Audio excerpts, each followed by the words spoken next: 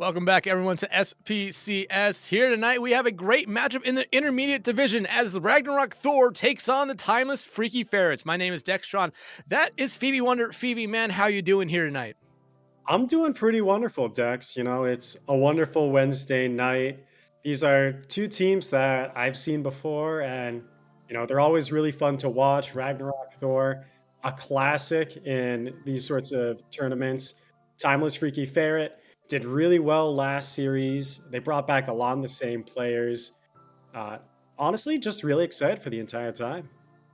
Yeah, both these two teams, you talk about teams that have been around the block a while. Ragnarok Thor and hell, just the Ragnarok team themselves has been around just CGL, BPL, SPCS, Trank. You see a lot of different iterations of the team, a lot of different teams. That's just how many good players they're able to have. Timeless Freaky Ferrets, though, only been seeing them very recently, but I recognize a lot of the names on these teams. But hey, why don't we introduce you to the team, starting off with Ragnarok Thor here. B, Genji, Kaneko, MRJ, and Nightshade 9 here. Phoebe, who is someone that we need to be watching out for here tonight? So I can tell you right now that a lot of this core, like B, Mr. J, and Nightshade, they came from a different intermediate team last season called 20 Ravens. But they recently added in Genji, who I had the pleasure of talking to a few nights ago. He is a really good calmer. He has really great communications. I think is going to be really outstanding to look at for this match to really sort of bring this team together to a little bit of a higher level than what they were able to reach last season. Yeah, absolutely here. But on the other side, the timeless Freaky Ferrets. Coming into this one, they want to start off the season with a bang and send a message. Well, this lineup here is definitely able to do that here. A gamer, Mr. Waffles, Mooney, semi-confused, and Zenin. Yeah, again, so this is a team that was in last series. You might notice a little bit of a change where Mooney was their tank last season, now is on the DPS. I believe he swapped with Mr. Waffles. They picked up Zenon, but again, a lot of the same players that was able to reach the quarterfinals of intermediate last season. Really well known for really good coordination, especially on the dive comp last season. So I'm really excited to see what they're pulling out here for us tonight. Yeah, absolutely. But hey, it's only week one of SPCS Series 2 here. Very early on in the season, a lot of these teams don't necessarily, come into it here knowing what they want to play, how they want to play. A lot of times these teams are just getting together for the first time. But these two teams, like you said, have cores that have been able to, be on different teams in the past and will probably help them out a lot here tonight. But as you see, here is our maps for the week. Starting off, we will be going to Oasis here. And then after that, it is loser picks, map, and mode. Yeah, there's a lot of them they can play here. Again, we're also doing hero bans, and last time I checked, they also whoever loses not only gets map and mode, but also gets to pick the first hero ban as well. So that's another thing where it adds a bunch of different strategy.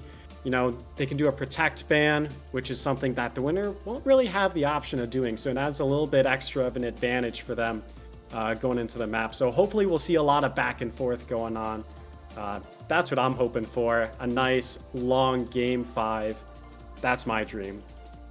That is everyone's dreams. The teams, maybe not so much. They might want to try to wrap this up as quickly as they possibly could, but when there's two teams that want to do that, it's going to give us a good series here tonight. But going into our first map of Oasis, Ragnarok Thor banning out the Lucio, Timeless Freaky Ferrets on the other side banning out the Hazard. Hazard, normally a hero you see banned out at some point throughout the series, but banning it early on, what does that have to play into here for Timeless Freaky Ferrets? Yeah, that's kind of interesting. I'm not quite sure which one was chosen first, but the ban for Lucio from Ragnarok Thor, that tells me they probably want to either play something like a Malga with a Brig Juno backline, or perhaps a Winston dive on Oasis is pretty common as well. Hazard has pretty much just been a staple since he was introduced at the beginning of the season in OWCS and a bunch of other tournaments as well. So that's just kind of a general thing where a lot of people have been practicing it. It might shake off Ragnarok Thor's game just a little bit with that ban. Yeah, but you've also seen a lot of teams at every level figure out how to get past Hazard. Torb Symmetra has been something that not a lot of people expect to see, but man, if going up into a Hazard, it does incredibly well. But with the Hazard, was, I believe, actually the first ban, so it kind of Okay. allowed Thor to make that Lucio ban after that, knowing that they could get rid of something because they didn't necessarily need to ban out the Torb very early on here. But Oasis, I mean, outside of maybe 1 point, I would consider this map really a little bit of a brawly map. The only point that I would kind of consider to be something else would be gardens, just because that walkway in the middle of the point kind of does give you a lot of options there to jump up and jump down from if you want to play a dive comp. Yep. Again, also, dive is also a pretty solid option on city center as well, where you have a really big high ground. If you're able to set up a sojourn or something like that on that high ground, it can be really hard to dive onto them.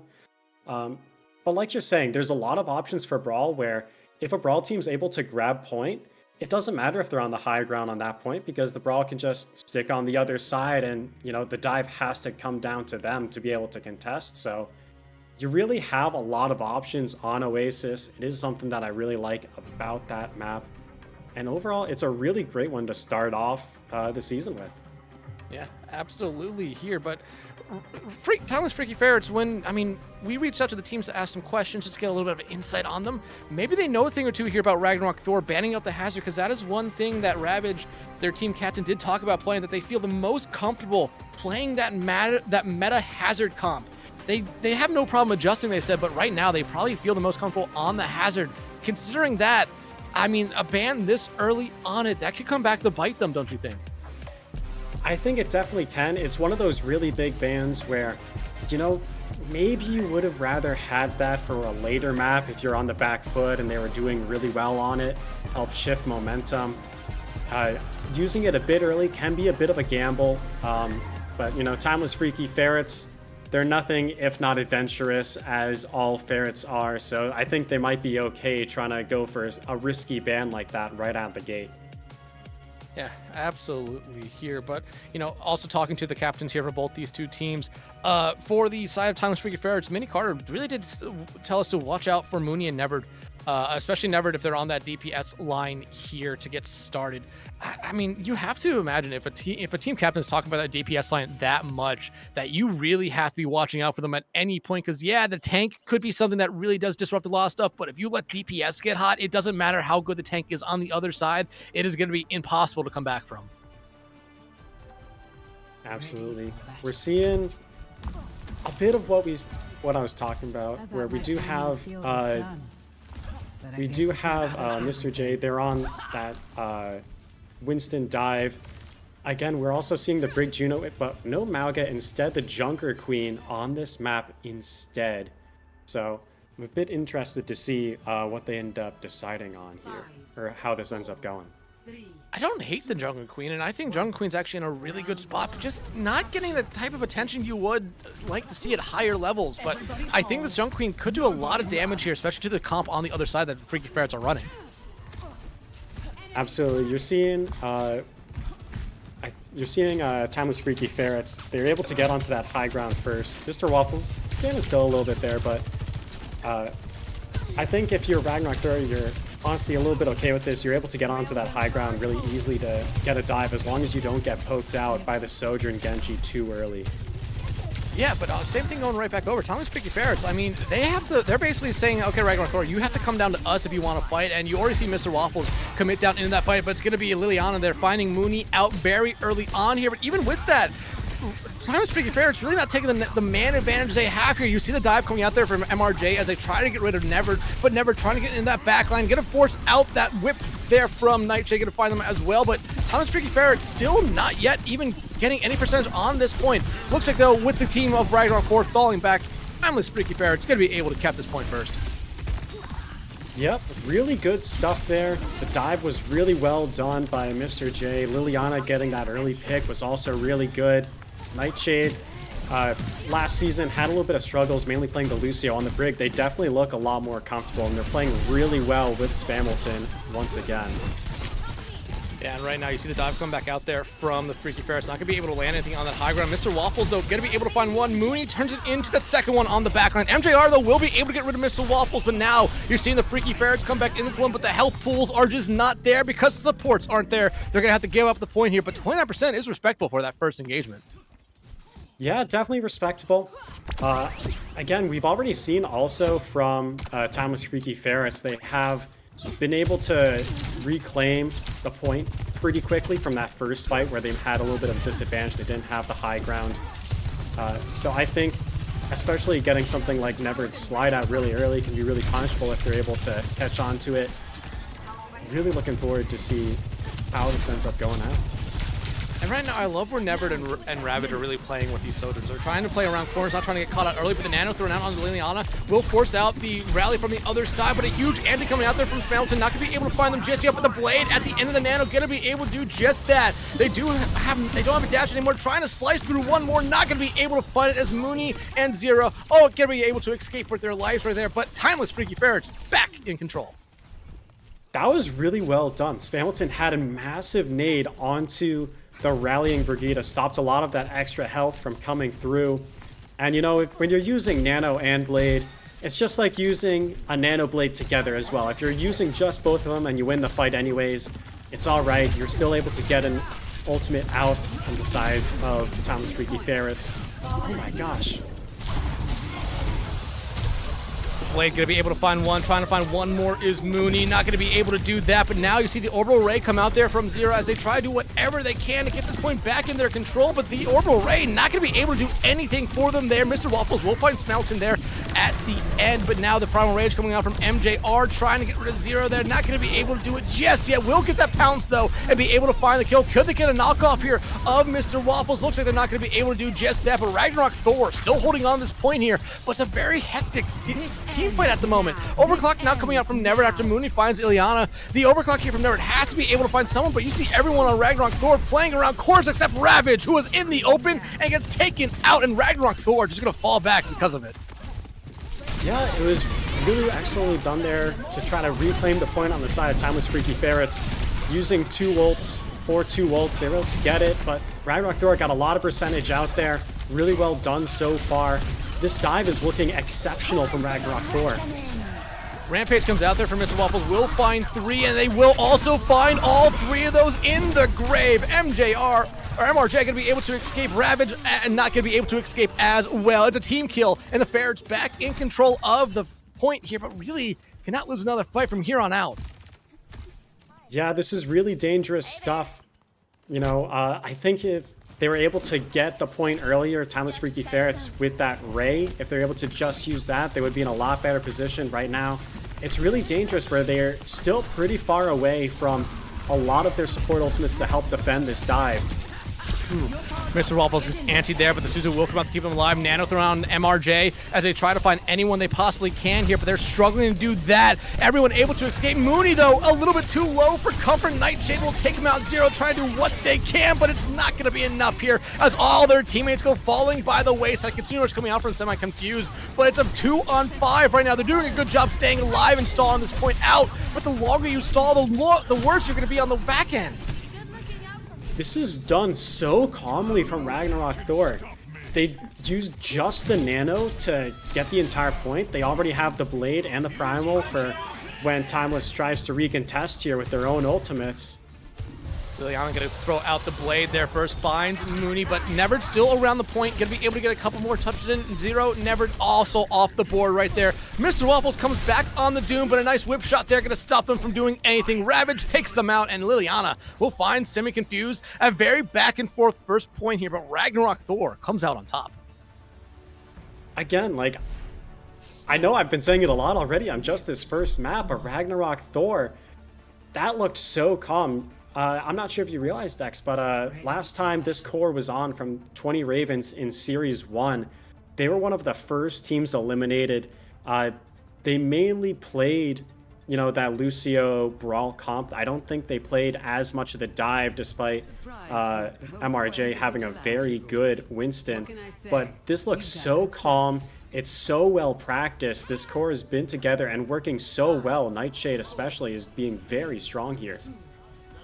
Yeah, I mean, it's working out great for them very early on here, but I mean, Timeless Freaky Ferrets, they made it interesting there at points, but I really can't draw a conclusion of what kind of lost them that first point there. I think it was just back and forth. Ragnarok Thor was able to win one more team fight that they desperately needed, but as we come into this point here, no major swaps on either side. Tracer's coming back out instead of Genji. That's really the only thing for either team here. Mooney, though, very low, has to get semi-confused to come over to them and heal them up, but same thing, Liliana gonna be able to grab that health pack as each team, again, much like the first point, just kind of poking each other out here. Yep, a lot of poking out here. Semi-confused doing a really good job bailing out Mooney in this Tracer 1v1, but it does mean that Ragnarok Thor has a bit better. They're right now halfway to capping the point because they had both supports with their tank. Really good advantage so far. Nice knife. Gonna be able to find MRJ right there as well. You saw them try to escape at the last moment, but that will probably do it for Ragnarok Thor in this engagement. Timeless Freaky Ferrets, though, trying to find a way out of this, or actually find a couple more picks. But the point, they could have had a couple percentages going up, but instead they decided to go for the team fight instead. I think that might have been the first caster curse of the season. I apologize. I said that they were doing really well, and then immediately MRJ was getting caught out by the Carnage Axe from Mr. Waffles. Really well done on that Junker Queen to get the first cap on the second point. And the Freaky Ferrets really needed this first cap, in my opinion. They need to get a lead early on here and force Ragnarok Thor to come back into them. They already have the point lead, so they can kind of play a little bit freer. But right now, Timeless Freaky Ferrets, look at where they're all positioned. They're actually doing a really good job. Ragnarok Thor, I mean, they're all kind of playing around MRJ, just doing whatever they can. Liliana, though, going to be able to find semi-confused. That's exactly how you want to start this one off. If you're Ragnarok Thor, getting rid of the Kiriko on the other side. Post bomb out from Mooney will not find anyone but the floor. And now Mooney trying to keep themselves alive here. Blinks away from one, but Liliana's still around the corner. That was really excellently done from Ragnarok Thor. They're able to get an advantage like I was talking about in the pre-map. They had a really good job getting their Sojourn on the high ground. An excellent anti-nade from Spamilton and Liliana with a follow-up. Such good coordination early on. And they needed that there. I mean, 58% on that point for Timeless Freaky Ferrets. Ragnarok Thor loses that fight. You would really start to say, like, they're kind of losing the grasp of this point here, especially with Timeless Freaky Ferrets about to come with the 4 ultimates. Yeah, one of those ultimates being the Orbital Ray from Zelio. If they're able to use that, again, it's one of probably the strongest ultimate in the game right now, at least for the next week or so. It can be a fight winner just by itself if used correctly. Ragnarok Thor really has to play well around it. Maybe a good anti-nade from Spamilton able to help out with that.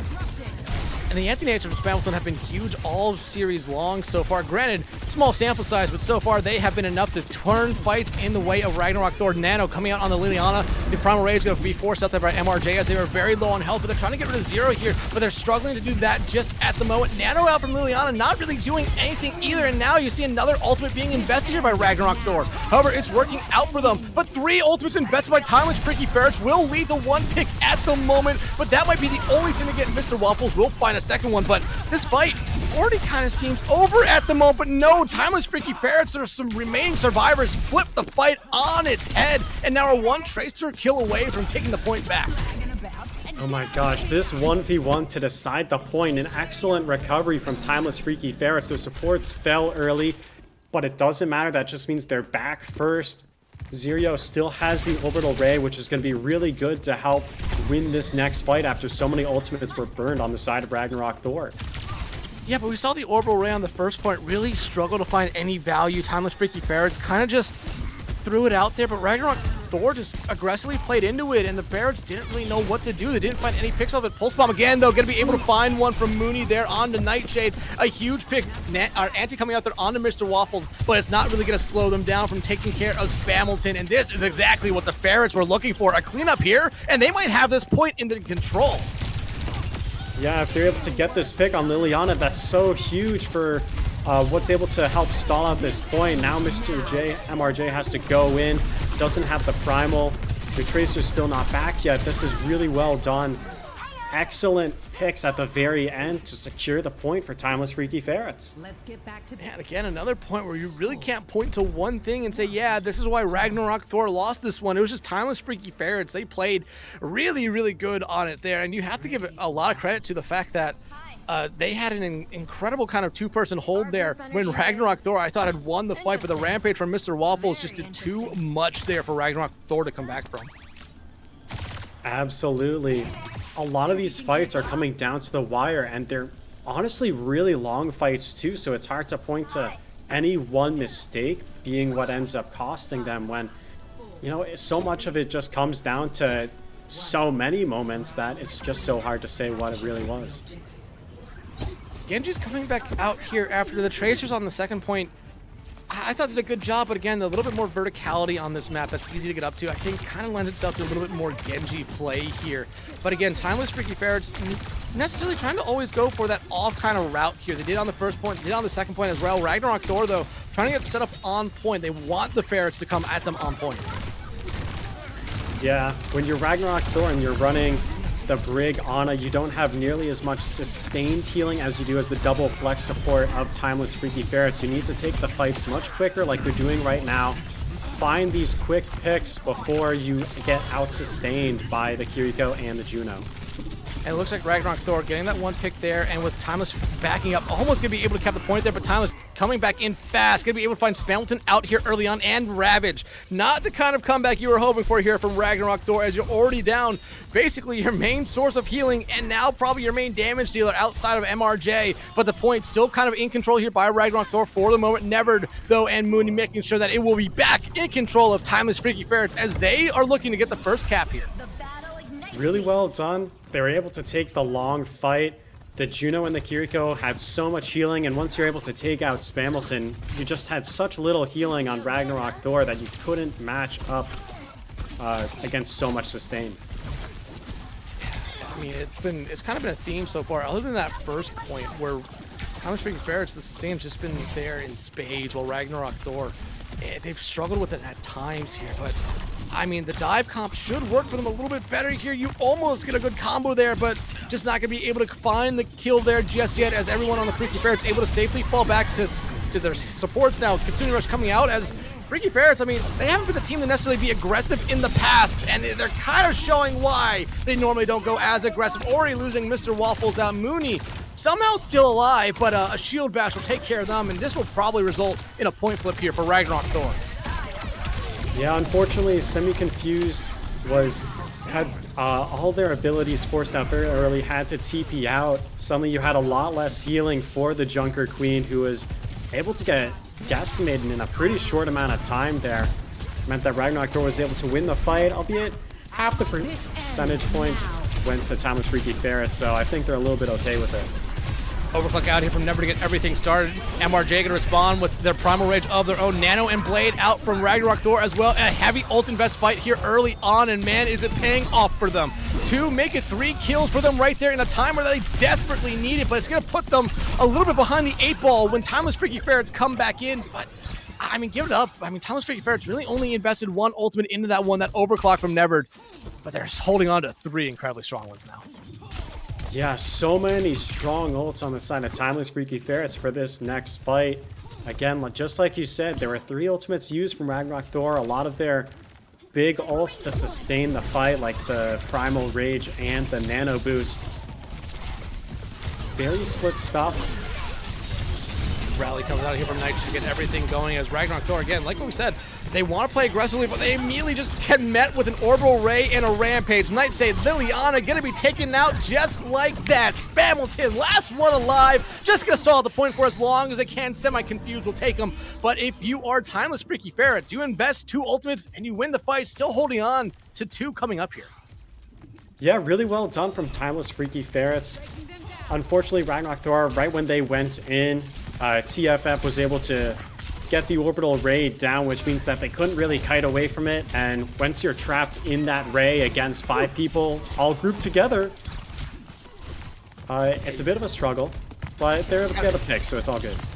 kind of become a sitting duck just waiting to explode, but a huge early pick there by Neverd will be put to sleep here for a moment, but gonna be Suzu'd back up here to make sure they don't get antied or worse, killed here. But almost three ultimates ready for Timeless Freaky Ferrets here. Ragnarok Thor, you're looking at final fight potential here, and your only ultimate is now on the table. You have to find something with it here, but you are struggling to. Mooney pops the blade, already finding two, but Mooney lose their life in it. Mr. Waffles though being aggressive here, and it's working out for them. But you do see one touch there from Ragnarok Thor to commit into overtime, but it's going to be Liliana who's going to try to get back, but they're not going to be able to touch in time. The Timeless Freaky Ferrets will take our first map of the night. Such wonderful job from Timeless Freaky Ferrets. They knew that if they were able to get all their ults in, get a quick pick, it would just be so effective to really close out the fight. Really wonderful deflect onto the overclock rail shot from Timeless Freaky Ferrets onto Ragnarok Thor. Such excellent job. Wonderful prediction there. Really good stuff from the first point for both teams so far. Yeah, absolutely. But one thing as that map went on that I really started to pay a lot of attention to, or really started to notice, was Timeless Freaky Ferrets. When they use their ultimates, they are finding a lot of great value with them. Combo potential as well. A Rampage was always coming and hitting 2 or 3, and you saw those 2 or 3 people that got hit dying within seconds. The follow-up from them. You talked about a lot. You could see the communication coming out there from the Timeless Freaky Ferrets. They're able to commit into fights with each other and back out of fights when they desperately needed to. Something that even some of the best teams really struggle with is getting themselves out of a fight they already know is lost.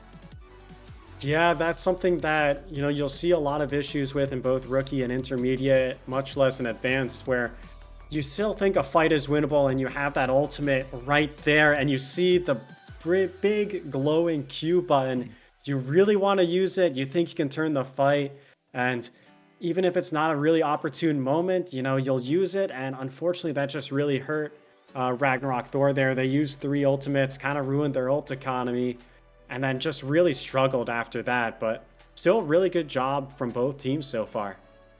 Yeah, I mean, very close. Every point was very back and forth, but Timeless Freaky Ferrets, they were just able to pull away at the end there. But if you're Ragnarok Thor, I mean, you got a good kind of idea of how this Ferrets team really wants to play here. So that's going to come up when you're, looking at what map you want to go into. You get the hazard back now if you are Ragnarok Thor as well, but we know what the map is. It's very interesting what map that Thor has decided to bring us to. They're deciding to bring us to Circuit Royale, which, Phoebe, when I hear Circuit Royale, I hear kind of pokey. I look at Hazard as something a little bit more brawly, divey. Do you think we could be seeing the Sigmas come out here? Would imagine we see the Sigmas. I think when everyone thinks of something like Circuit Royale, you do expect that Sigma poke. You have the Widow, you have the Zenyatta, maybe the Ilyari if you're getting a little bit cheeky with it, but they do have some of the map changes that came through a little bit ago that makes, especially that first point, a lot easier for Brawl. You're able to hide from a Widow sightline much easier on the second point as well. So it's still a possibility that you do run the Brawl. It does have a lot better team fight ultimates than something like an Infra Sight from a Widow or a Transcendence, which it's a lot of slow stuff on the poke comp. So if you are actually able to use the Brawl with, maybe you use a Sim TP or Juno and a Lucio, it can still be really effective. It's a little bit of speculation, but I think we will still see the Sigma from both sides. Yeah, absolutely. That's kind of what I was expecting to see. Maybe, like you said, first point could lead to a little bit more brawl, but as you kind of go through the map, Poke kind of, in my opinion, outclasses the rest of the compositions here. I'm not saying that we won't see any of the other kind of compositions come out here, but I mostly expect Poke throughout. But starting to get some bans in here now, and Ragnarok Thor with the first ban, they'd be banning out the Zenyatta here.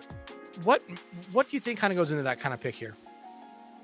So banning out the Zenyatta, I think that means that you actually do want to run something like the Hazard or the Ramatra, something like that. That Discord can be so effective against also the dive if Ragnarok Thor wants to run back the Winston, but that just got banned, so it doesn't quite matter.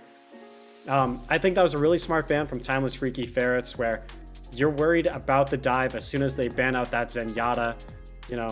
It's really hard to poke out a dive without the Zen, which is just so good at bursting out a dive tank and poking them out before they're able to dive as well. But banning out the tank means that you'd probably have to run something like a Devo or the Hazard if you really did want to run the dive. But if you get your first option banned out, it might be a bit more difficult to try to run that dive comp. Yeah, absolutely. But I mean, coming into this series here tonight, I mean, Timeless Freaky Ferrets, like their coach or their captain Minnie Carter here did talk to us about what their kind of go-to comp is, and they said, and I quote, "We're known to freak around with Doom, Ball, and JQ comps. We saw JQ on the first map and it worked to perfection. Ball and Doomfist are on the table now." And I mean, it's interesting when you look back at the bans here again, the fact that Timeless Freaky Ferrets has banned the tank role 2 straight times, while Ragnarok Thor has decided to go after the support line 2 straight times here. So you're starting to see a little bit, maybe a pattern here of what they look at as being the biggest concern on the other side. Yeah, I mean, honestly, when I'm thinking of it, there were 2 real big people that stood out last map on Timeless Freaky Ferrets. It was Mooney and Mr. Waffles. Mooney has been subbed out for a gamer who is on the Widowmaker. It does look like Timeless Freaky Ferrets might be getting a little cheeky with that Ilyari like I was talking about. So I can understand it where you're worried about the tank line if you are Timeless Freaky Ferrets. Mr. J, MRJ was looking really good. The supports, I can understand you wanted to help help out MRJ if they did run that dive. So, you're banning out the Zenyatta. The Zenyatta is also really good at poking out the Sigma Shield as well. Much better than an Ilyari, so that can just also be really good at helping make sure your tank is nice and comfy for this next map. Yeah, absolutely. But double sniper coming out here from Ragnarok Thor on the defense. You have to imagine that's maybe 1 or 2 shots before we see a swap. Yeah, there it goes. Liliana immediately over to the Ashe. I like that a little bit better than the Hanzo here. Yeah, Ashe, the Dynamite is very strong if they're able to land one. That DPS passive dealing such a good job of cutting any sort of healing can be really effective when the Dynamite ticks over and over again. It never really goes away. Ooh, nice shot from the gamer to start off the map. Yeah, great introduction there for themselves. Finding out Ravage, who again, I mean, a gamer coming in here, Cole gonna be able to find the first pick here. That will slow Ragnarok Thor down here for a moment. Timeless Freaky Ferrets starting to play aggressively, or playing safe here, as you see Mr. Waffles try to get back out. Ragnarok Thor again being aggressive, but will this come back to hurt MJR or MRJ? No, I mean, yeah, it will at the end. Liliana, they're gonna be able to find a gamer, but kills trade out there. However, Ragnarok Thor backing up down their tank. Yeah, that was a really good job from Timeless Freaky Ferrets. They were able to get out a lot of the supporting members of Ragnarok Thor, so when MRJ went in to try to do something, they kind of got blown to pieces like Nightshade did right there. Yeah, Ragnarok Thor really struggling just to get around this corner here. Ravage looking for heads, struggling to find them, almost gets theirs taken off there by Nevered. I mean, the pressure coming out from the CPS line for Timeless Freaky Ferrets is really forcing Ragnarok Thor to just play a little bit safe, but there's the pick you're looking for if you were Thor. You get rid of a gamer, but you lose Liliana on the other side, but you're finally forcing the Ferrets here to back up, and this is exactly what you needed, a little bit of breathing room. Yeah, that was a really, even though it was a trade, I will say it was a beneficial trade for Ragnarok Thor. It cost the window to help stabilize and win the fight after that, which is it's a fast building up, but it's also really effective in the poke comp. But like I was saying before, getting the Widow out on one side means that your own Widow does such an excellent amount of job just being unchecked without, any sort of real consistent pressure that the Sojourn just doesn't really bring. Preaching coming out there from MRJ, not going to be able to find anything. There's the Flux. This will definitely land. That Immortality Field, though, should be able to keep most of the members up, but a gamer falls. Nightshade. We have a raid boss on the field, and Ragnarok Thor, they want to play aggressively into this, but the Nano really not going to do a lot there for them. Timeless Freaky Ferrets, I mean, they have a good combo here if they want to try to land it there. You have the Flux, you have that Captain Sun. The Captain Sun out will be able to land onto a couple, and Nightshade can go pop like a balloon right there. The flux comes out from Mr. Waffles, getting rid of their support counterpart there. And now everyone for Ragnarok, Thor falling like dominoes, one after another, and a gamer, 2 kills there to end it. Really excellent job playing second there from Timeless Freaky Ferrets. They're able to use both the Captive Sun and the Gravitic Flux there, doing an excellent job dealing with, you know, all the pressure that Ragnarok Thor came out with. That's something where you don't have the Zenyatta, so you don't have the Transcendence to defend against the Flux, but you have so much offensive pressure from the Ilyari and the Widowmaker from a gamer that it just doesn't really matter. Yeah, and so far, that grapple shot they just missed there might have been the only thing that a gamer's missed so far this map. Ragnarok Thor, you have 20 seconds now and really no ultimates to your name. Same thing though could be said for Timeless Freaky Ferrets, but they only have to stop Ragnarok Thor from getting in. If you're Thor, you have to get going somewhere fast, or semi-confused. They're going to be able to build up to that window in time. Nice accretion. They're going to be able to send Mr. Waffles back, but they're going to be stunned out by the accretion on the other side. They're just trying to buy some space here for the team, and Timeless Freaky Ferrets will gladly give them some space so they can set up that window. And now they're looking for anything they can as overtime has commenced here. It's going to be Never finding Nightshade out early. Spamilton so close to a nano. They need to get that online now to give to MRJ, but they're going to be 1 second too short as the Rock takes him out. Never finds Ravage there, and now Liliana will fall. The only person left alive is Spamilton, but this is not season 15 just yet. You cannot give yourself that nano. So unfortunate. They had the nano, but it was just a smidge too late. That's something that I was a little bit worried about when I saw them roll out on the Ana. You know, you can run the Brig. It helps your Sigma just be a little bit more comfortable in the front line, but running the Ana instead of the Baptiste means that you don't have a lot of the AoE healing. You also don't have the Immortality field. The window is a lot easier to build up with all the AoE splash healing you can do, as well as weaving in DPS in the middle of it. I'm really hoping that we do see the Baptiste come out from Spamilton. It's just so effective in the Sigma comp to really help keep them up, and we will see what happens, but I'm really hoping for the best to see a little bit of some adjustments coming through from Ragnarok Thor. Well, you are seeing the BAP come out from them, but one big thing that we didn't necessarily see from that round from Ragnarok Thor was Spamilton and the anti-nades. They were landing huge anti-nades on that first map, which really led to Ragnarok Thor finding a lot of value, especially with Timeless Freaky Ferrets not having a Kiriko on the other side of Clemson. You really thought they would have found more value, but no, instead they might have found just less value there. But I mean, Ragnarok Thor really not making any swaps other than at that support line. Timeless Freaky Ferrets. What do you think of the Moira? Never mind. I don't think we're going to see the Moira, unfortunately. I think the most surprising thing right now is we have Nightshade on the Mercy, helping this Ashe deal as much damage as possible. Can really help burn the shield from the Sigma. And Valkyrie is just such a really strong ultimate to help your team build up to other ultimates, so it might give your teammates a bit of an advantage in building those ults before Timeless Freaky Ferrets can. You do lose 0 early out here for Timeless Freaky Ferrets, but that's really not going to slow down the cart push at all. Mr. Waffle's going to be able to do what they want here, but right now, if you're Ragnarok Thor, you're just looking for a gamer here. Get them out early on, because they're going to be the biggest problem for you if you give them that headshot to find. And now you see everyone playing around corners. Liliana, though, that shield going to be able to keep them alive, but Ravage finds a gamer out, and that should slow down the Ferrets here for a moment, especially as you see MRJ start to get very aggressively pushing there into Mr. Waffles. Liliana going to be able to find them out as well. Timeless Freaky Ferrets going to fall back and regroup here real quick. Yeah, I do like this Ashe Mercy adaptation. Not only is the Mercy helping out with so much, would be able to res that Ashe as well if they have the possibility of doing it. Yep, they do get the body block through. But also the Ashe Dynamite does a really good job of stopping something like the Sojourn from peeking an angle, but Liliana gets immediately picked out immediately after the res, so a little bit unfortunate.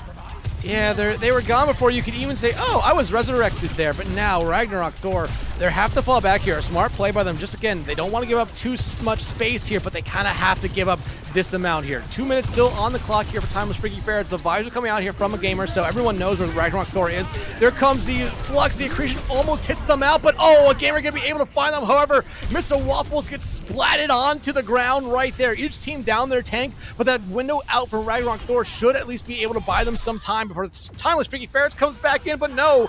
Liliana finds the headshot kill there. Will Liliana gets killed by the headshot. Liliana, though, won't die immediately after they get rezzed. Yep, very good adaptation from Liliana, not dying after the res the second time. When we were on the Mercy POV, I know that they were thinking in their head, I really want to res this Sigma, I really want to res this Sigma. They kept themselves restrained, they were able to use it, the resurrection to keep themselves up afterwards. They were still able to get the tank trade. They only have to hold on for a minute and a half, so this is still very doable from Ragnarok Thor. Oh my! Especially finding Zero out right there. The Captain Sun's so close to being ready. Ravage did pop the visor though, so that's all gone. But MRJ though, really low on health and never gonna be taken out there by Ravage. A huge pick there. That should force the Ferrets back here, especially when they see that Valkyrie came out from the other side and you slowly look at Timeless Freaky Ferrets ultimate pool here. They're about to have all 5 compared to the Bob on the other side. Yeah, this is gonna be a little bit scary from Ragnarok Thor. They have to play super aggressive because they don't have a lot of these ultimates available. Really great dynamite from Liliana and the Robert as well, just doing such a wonderful job to help push back Freaky Ferrets. Yeah, it's going to push them back here for a moment as Never gets rid of the Bob right there. Timeless Freaky Ferrets, they have 3 ultimates in their disposal already. 2 coming out here for them. The Flux going to come out. I feel like it whiffed, but the Captain Sun will land on the 1. Going to be able to find Spamilton right there. Will blow up into 2. And that's exactly what the Ferrets were looking for. You get this res, but it's not going to be enough. Timeless Freaky Ferrets take this map and put themselves onto series point. Really excellent job from Timeless Freaky Ferrets. Zero with these captive Suns have just been on point. One of the difficulties you have on Ilyari against the Sigma is trying to stop it from getting deflected or blocked by the shield or eaten by the kinetic grasp, but an excellent target on the backline, seeing that the shield was way too low. Wonderful job by the Ilyari to actually just secure the win for Timeless Freaky Ferrets. Yeah, absolutely. I mean, the comps that they came out with here were perfect, in my opinion. You talked about seeing the Ilari coming out there, and you saw why. Timeless Freaky Ferrets played it perfectly. A gamer coming in there, that map as well. I thought they'd be a little bit cold, but no. They had a great introduction, find the first pick of that map, and then just continued to find headshot after headshot after headshot there. Yeah, there was great responses from Ragnarok Thor to those headshots, but they weren't enough there at the end, especially as you could tell.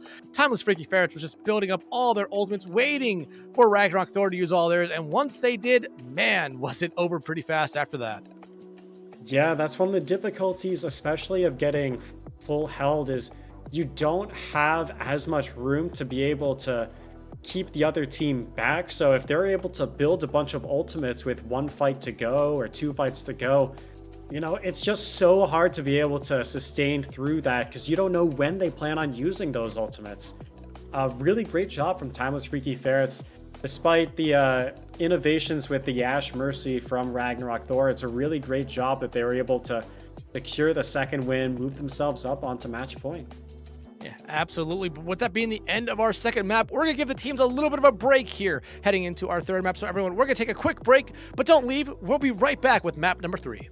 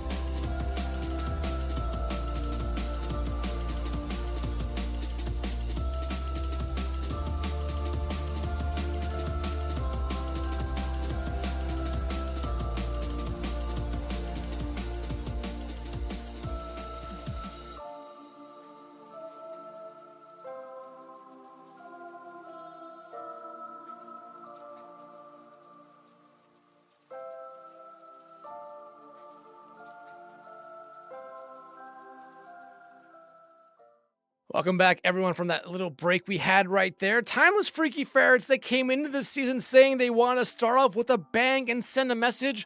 Well, they're doing a really good job of that so far here, Phoebe. Ragnarok Thor has just struggled into everything that the Ferrets have really thrown at them here. And we were talking about during the break, just everything that the Ragnarok Thor has really done here with that map pick, especially going to Circle Royale when they want to play dive, or they talk about wanting to play a hazard comp, which would make you think they want to play dive. It just didn't necessarily make a lot of sense to us here, but to them, it probably made a decent amount. Yeah, I mean, obviously, we're not on Ragnarok Thor. We don't know Mhm. the inner machinations of their minds. So, unfortunately, there's only so much we can assume based off what we see off of one map in week one of what they want to do and a few sentences that they've told us personally. Mhm. But we do see the hero bands as well as the map pick going into this third map. Yeah, so heading into our third map of Colosseo, and again, right there, you see the bands coming out from each side. Ragnarok Thor going after a Juno, Timeless Freaky Ferrets going after a ball here, and Phoebe, this was something that we talked about a little bit. Ragnarok Thor only banning support heroes, while Timeless Freaky Ferrets only banning out tank heroes here, and we both kind of thought they could go ways here, and I still think find the value they're kind of looking for with these bans. Yeah, I mean, I can kind of understand, at least on the side of Timeless Freaky Ferrets. You know that MRJ plays the Winston. You've already banned the Winston, and I don't think they were too worried about a Sigma on Colosseo. And they couldn't ban a support anyways, and I don't think they really had any difficulties really with the DPS line on Circuit Royale. So I can understand why they went for a tank ban. The Juno ban, that's telling me that Ragnarok Thor doesn't want to play into that double flex support comp. They want to see that backline from Timeless Freaky Ferrets on something like the Lucio instead. They don't want to brig Juno or a Kiri Juno or anything like that. They want to see something that's a bit more standard and easier that they might have practiced against. Yeah, absolutely. But we do have some subs coming back in here, this time for both teams. B coming in for Spamilton for Ragnarok Thor on the support line. And Mooney coming back in for a gamer here on Timeless Freaky Ferrets as that DPS here. A gamer, I felt like we praised them a lot there on that second map. They were a big difference maker, in my opinion. I believe you agree with that one as well. But Mooney coming back in here. They were normally playing that Genji or Tracer on the first map. That's kind of what I expect them to be playing here on this map. Yep, we also do see a change in the flex support role. You have B in for Ragnarok Thor. They were really well known last series for having a very solid Kiriko, one of the bright spots on that 20 Ravens lineup. And you are seeing that again. So you are seeing the hazard comp coming out from Ragnarok Thor. Really is that standard we've seen of you have the Sojourn, you have the Genji. This is pretty much the most standard comp you can go with. And something that I haven't mentioned yet is how big of a deal it is to win your first map, your first match in SPCS. A big thing that we had last series was there were so many tiebreakers which came down to your opponent's win percentage. And losing the first one means that you're playing people that have lost already. So you're going against people that have lost more, and you're more likely to have people with lower percentages. It can really hurt your tiebreakers. Speaking of low percentages, Nightshade's health percent, 0 right there. Punched into a wall. And remember, both teams kind of playing the comps they talked to us about playing here. Timeless Freaky Ferrets, they said they like to freak around a little bit on the Doom, and Ragnarok Thor, I mean, they said they love playing the meta hazard comp at the moment here, so each team kind of playing their best, so a best v best situation here, and Timeless Freaky Ferrets throwing the first punch, both metaphorically and literally. Yeah, they have the Doom and they're bringing the Gloom. Really good job from Mr. Waffles, finding that first pick, already 30 meters up. So far, no unimpeded progress, but now you see Ragnarok Thor trying to go in, get these early picks. Suzu has to be invested there by B very early on. They're going to get punched into a wall, but won't fall there. MRJ going to be able to find semi-confused there, and that's a good pick here. But you still see Timeless Freaky Ferrets just casually pushing this bot around. Mooney in that backline is trying to be a little bit of a distraction here so they can allow some of their teammates some time to buy some space, maybe even find a pick. But Mr. Waffles and now Zero. Zero, never mind. Mr. Waffles is trying to get out with their own life. Yeah, talk about zeros. There's a 0% on that Lucio's health bar right there. Also, there's a Moira right now, which is something that I didn't think I would be saying. What that's telling me is Timeless Freaky Ferrets, they want to play really quickly, build that Coalescence, which is one of the fastest building ultimates in the game, and try to use that really often. Oh, you don't need it though. Hello, delivery. Yeah, I got a pipe bomb for you. You brought to your teammate. Not exactly what you were looking for there if you're Ragnarok Thor, but if you're Timeless Freaky Ferrets, you get a fight win basically for the cost of 1 ultimate, meaning you have 4 coming this next engagement. But Ragnarok has about the same. Yeah, a bunch of ults coming online for both teams now. You do have really strong ultimates like the EMP for Timeless Freaky Ferrets, and a lot of ultimates that you can really use whenever you want to on their side, like the Coalescence, the Pulse Bomb as well, and the Meteor Strike. Just so many ults that can be built very quickly.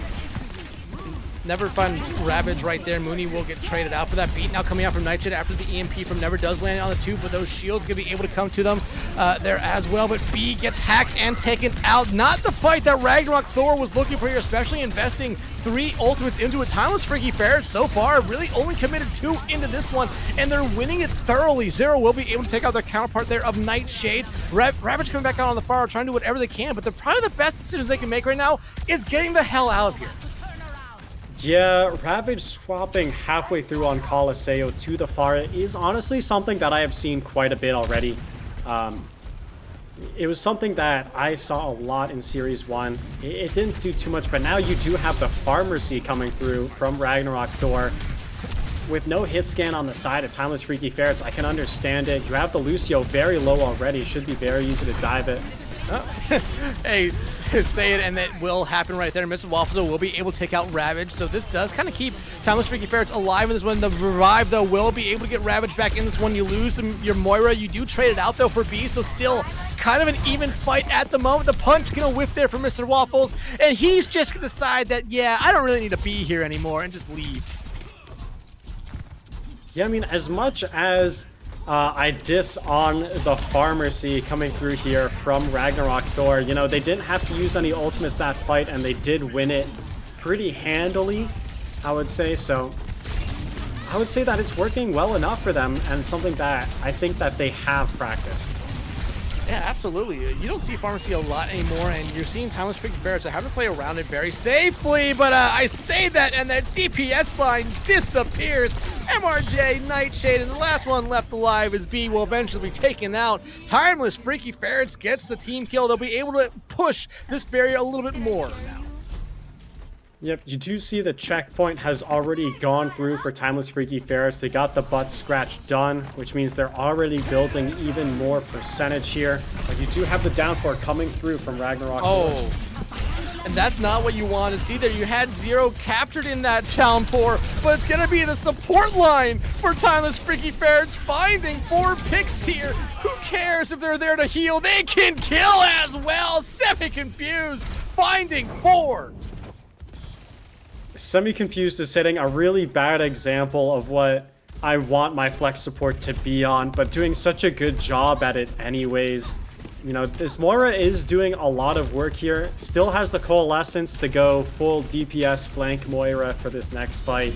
But you are seeing some adaptations coming through from Ragnarok Thor again. Hey, but they get rid of Mooney here very early on. This is exactly what you need if you're Ragnarok Thor. I mean, you're staring down the barrel of almost a 90-meter deficit here, 4 minutes on the clock. You have a very, very uphill battle, but hey, you get rid of Mooney there early on. Look what that does to Timeless Freaky Ferrets. They back out, but that's one thing we talked about with the Ferrets here. They know when to get out of a fight, especially when it's already over. Yeah, the only person you lost was Mooney on that Tracer.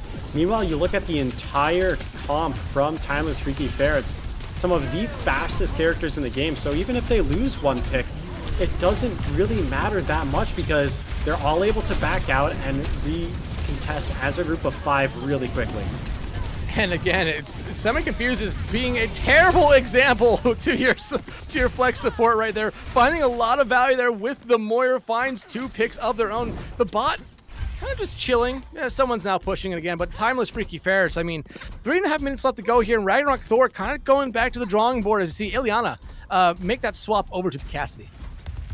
Yeah, I do like that you're seeing a lot of adaptations from Ragnarok Thor. The only downside to it is it isn't something that you probably practiced a lot, you know? You know, I don't imagine you practice a lot of Pharmacy, Cassidy, and Orisa on Colosseo very often. And it's kind of showing where they're trying to figure out opportunities. Ravage is getting really good barrage there to help sort of recontest this fight and get it back to the middle ground, though. You get the Valk out, you get the barrage out, and that's what you needed right there. But never still in this backline. As you see, MRJ kind of just like, they hear the voices, they know they're around somewhere. They're trying to find them, but they're nowhere to be found. But that's the fight that Ragnarok Thor needed here. They need to be able to reset the spawns. And, I mean, you have a slight ult advantage here if you play it smartly. Yep, you do see Semi-Confused going to something that is a little bit more respectable in the Kiriko as opposed to the Moira, so that is going to be very helpful here. Really nice Suzu, though, is able to stop the Terra Surge. Really nice Suzu, but at the same time, that could have been one that you baited out there. You saw it come out, but the EMP lands on to 3 already. 1, make it 2, taking out Nightshade. The 4th, last one left alive is Ravage, and Mr. Waffles will fly up into the sky to take care of them. It's a team kill again here for the Freaky Ferrets as they're looking to get those forward spawns back in control.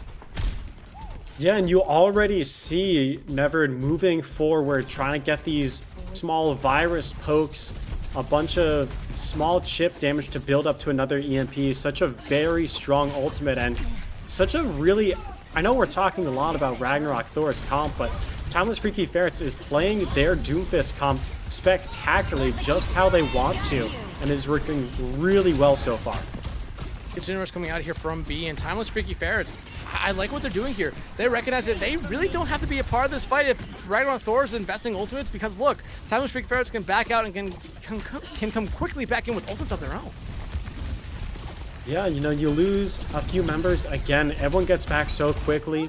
The Kiriko requires someone else to get back quickly, but you know, the point is already really good job. Oh, sorry. Point is already back, but Liliana does a really good job picking up some members here and turn the fight around. But Zero and Mr. Waffles, it doesn't matter if they turn the fight around. Zero's finding 3. Can they get their own 4K? But no, the punch there from Mr. Waffles is huge. Semi-confused. They just wanted to get their name in that kill feed right there. As they come back out on the Kiri, they already have a Kitsune Rush ready to go here. Ragnarok Thor, this could be final fight if you lose it. Yeah, this is getting so close to the end here. You only have 30 seconds before overtime starts, so Ragnarok Thor has to be very careful. Really good job blocking that pulse bomb, make sure that they're able to stay around, stay near the cart, and they're picking up Uni as well. So again, you know, Ragnarok Thor is able to win every other fight and keep themselves in the running, but it's just so hard winning the fights after that. Yeah, it's going to be a very uphill battle here. Overtime will commence. You have a 92-meter deficit here. You do have almost all your ultimates ready to go here, which is something that the Freaky Ferrets can't say, but the Ferrets, they're able to do one thing, and they're able to do one thing very good, be annoying. They're finding 3 picks there. The ultimates are coming out, but Ragnarok Thor is just not finding the value. Zero will get the final kill in this map, in this series. The Timeless Freaky Ferrets, like I said, they wanted to come into this series with a bang and send a message. Well, the message has been received. It's a 3-0 sweep over Ragnarok Thor. Such a wonderful job from Timeless Freaky Ferrets, picking up a 3-0 win in the first round. It's such a great way to start the season. Your hopes are going to be high. Such wonderful plays from pretty much every single member of Timeless Freaky Ferrets to make sure that they were incredibly dominant throughout the entirety of this map. Yeah, absolutely. And remember, we were talking about coming into this one, this was a best v best. Both teams coming out with what they said was probably the compositions they played the most. The Doomfist comp on the side of Timeless Freaky Ferrets, the Hazard comp on the side of Ragnarok Thor. And we really saw the best come out from Timeless Freaky Ferrets, because at the end, Ragnarok Thor wasn't even running that Hazard comp. They were running just a lot there. And we even talked about it. They had that flexibility, but they weren't finding the value.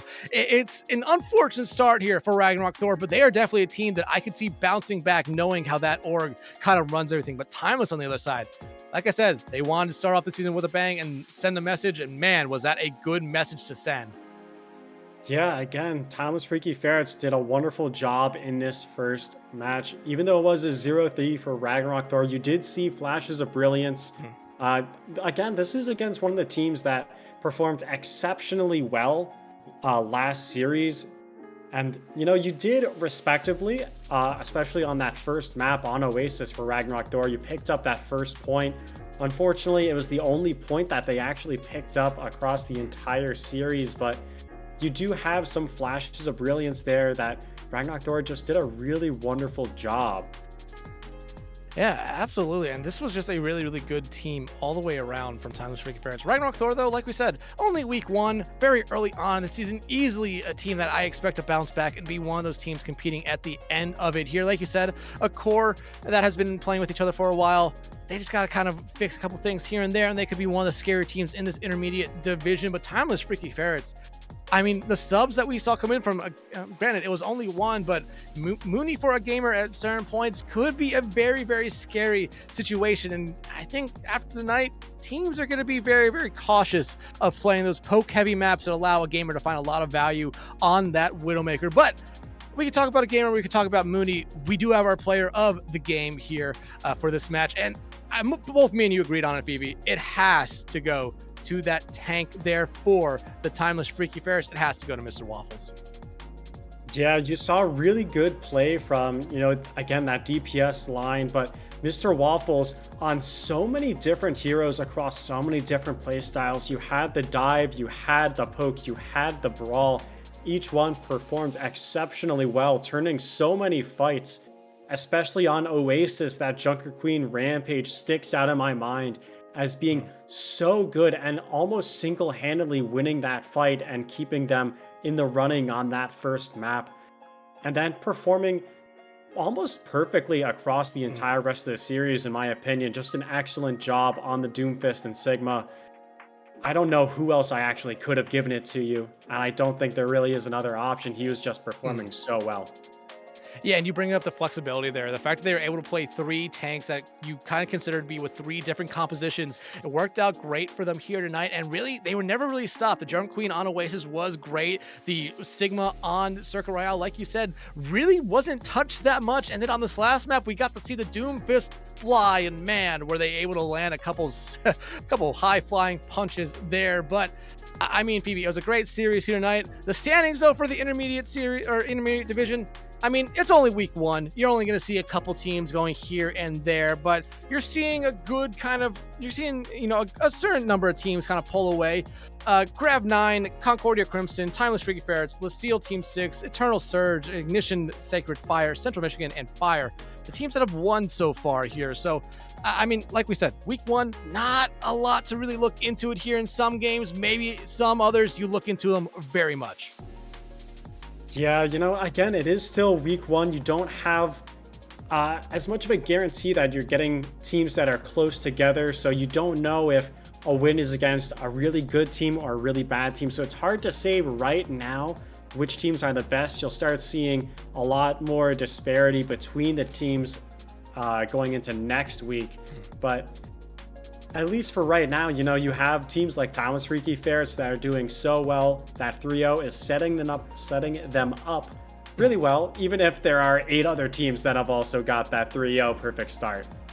8 other teams. There's going to be more to come as well. There's going to be more undefeated teams. So a lot could be said here, but I think Timeless Freaky Ferrets is going to be one of those teams that everyone's going to kind of put at the top of their power rankings here if they do that for the intermediate tier. However, even though our series might be over, there's still one more SPCS game to go this week in the advanced divisions. It's going to be the Konpeki Crushers going up against Clairvoyance. Konpeki Crushers, I believe, a new team here to SPCS. Clairvoyance, they have been around for a while, whether it be Trank, whether it be BPL, or whether it be back here at SPCS. They are kind of a mainstay, in my opinion. As long as I've been around those leagues, they have been there. That is going to be a very, very exciting series tomorrow. Yeah, Konpeki Crushers, it's a new team, but it has players that have been in this scene, in this community for a while, like Bubba Wyatt, who's performed really well in BPL and Kitsune League over the past few months, as well as some support players and DPS players that have also been around as well. Clairvoyance, one of the best teams in advanced and that sort of tier bracket over the past year or so. So this is going to be a really fun match to watch. I hope it doesn't follow the rest of this pattern of a 3-0 going to the right side. But there's only one way to check, and that's coming back here tomorrow at 8:30 to see who ends up winning. Yeah, like I said, that's gonna be a really fun one. I did not know that Bubba Wyatt, Mr. Dr. Pepper himself, was on that Compiki Crushers team. That makes it a team that I want to kind of watch a little bit more there. But remember, like you said, 8:30 tomorrow, same time, same place. You're not gonna want to miss it. But that will pretty much do it for us here tonight. Just want to give a quick shout out to everyone behind the scenes before we sign off here. Layla and Rain being our observers in our series tonight, and Person for being our producer as well. Phoebe, I want to thank you for being the caster alongside me tonight. It was incredible. But that will do it for us here tonight at SPCS. Remember, 8:30 tomorrow night for the Compiki Crushers against Clairvoyant. You're not going to want to miss it. Until then, we will see you then, and hope you have a good night. Bye.